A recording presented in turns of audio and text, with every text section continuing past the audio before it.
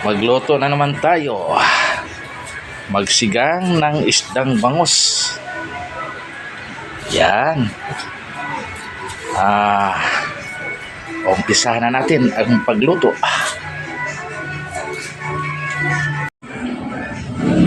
Ito yun. Pwede na ang pagluto natin ito. Malinis na ang ating isdang bangus. Yan. Para maumpisahan natin ang pagluto. Yan, naka-slice na ang ating panghalo, ang ating mga rekado, sibuyas, luya. Yan, may talong na, okra.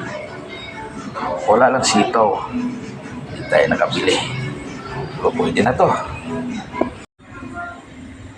Yan mga kabay, nag-umpisa na tayo pagluto.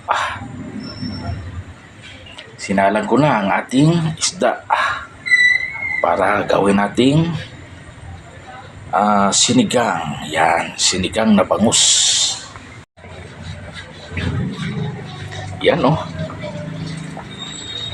maya-maya isunod natin itong mga dahon ng kangkong at saka timplahan natin to. Yan, kumukulo ng kumukulo ang ating ulam, ang ating sinigang na bangus. Yan. Yan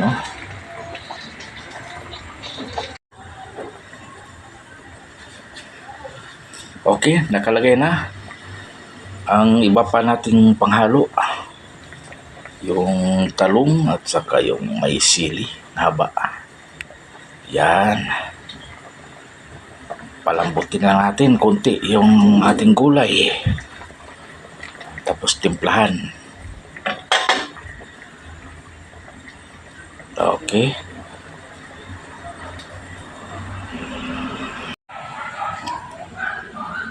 Okay, nilagay na ang ating kangkong. Tapos sa timplahan ito, tikman natin.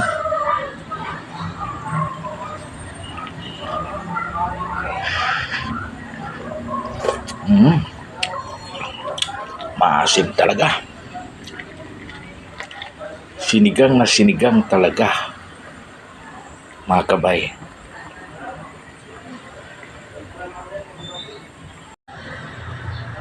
Yan, ready na to sa kainan.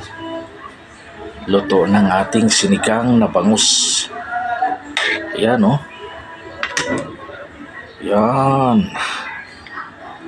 Napaka-delicious nito mga kabay. Masarap na masarap ito. Yan, maghain na tayo mga kabay.